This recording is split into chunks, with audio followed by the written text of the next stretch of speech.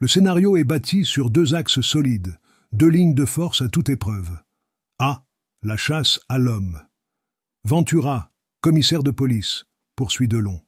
Tueur évadé. Ils sont l'un et l'autre conformes à l'image de marque attendue. Sur Ventura, nous ne disposons que d'une seule indication psychologique. Il vient de s'arrêter de fumer et cela le rend nerveux. Delon, lui, est veule, violent, cynique. Il sauve sa peau. Il aime l'argent et les femmes. Un point, c'est tout. B. Le gros coup.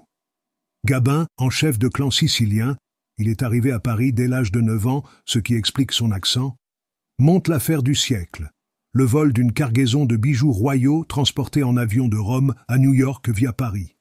L'international du banditisme sicilien a mis le coup au point avec une ingéniosité et un sens de l'organisation dignes des grandes entreprises industrielles dites de pointe.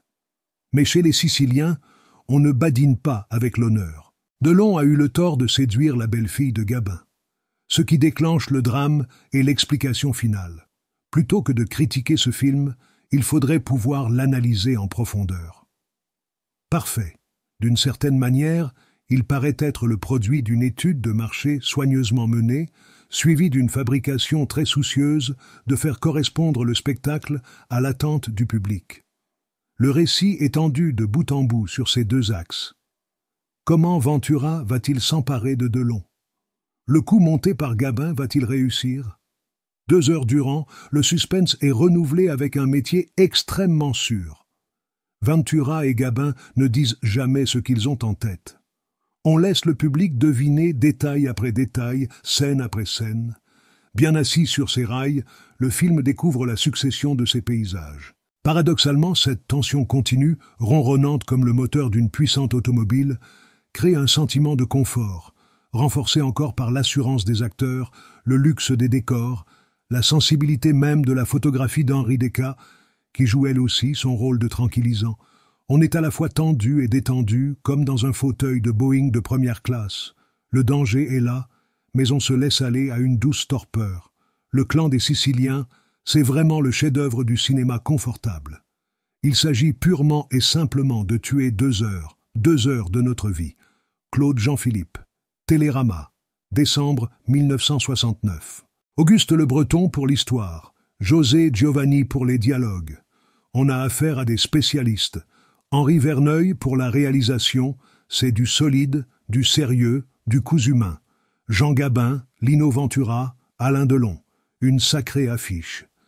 Le public a déjà commencé à se ruer pour voir ces 3 grands, le premier en vieux chef de clan sicilien, évidemment il faut l'admettre, mais on s'y fait vite. Le second en policier qui veut absolument alpaguer Alain Delon, jeune tueur en cavale, car le film commence par une évasion, il se terminera par un duel à mort. Pour en arriver là, nous aurons vu comment on mijote un coup, comment on prépare et exécute le détournement d'un Boeing, en vue de piquer au guichet des milliards de bijoux. Le public venu acheter son ticket au guichet en aura pour son argent, je le lui garantis. Henri Verneuil est un fournisseur sérieux qui n'a jamais trompé la clientèle, bien que je n'ai pas apprécié son film américain. Il ne livre que du travail soigné. Dès la première image, on marche et on se passionne pour cette nouvelle histoire de truands, d'enquête policière et de règlement de compte, de coups réussis avec, à la fin, le fameux grain de sable qui fout tout par terre. Rien de neuf comme on voit, mais c'est intelligemment renouvelé. À Verneuil, réalisateur habile, consciencieux, qui veille à ce que tout soit bien huilé pour que ça glisse et passe bien, je ferai une critique. Son jeune tueur, Alain Delon, si méfiant, si malin et si vif, se fait buter à la fin par ce pépère de Jean Gabin, comme un débutant, un gamin, un maladroit. Mais peut-être que, par contrat, Gabin devait être vainqueur. Tout de même, il y a une faille dans ce produit, par ailleurs bien conditionné. Marcel Déhan, Le Canard enchaîné. Décembre 1969.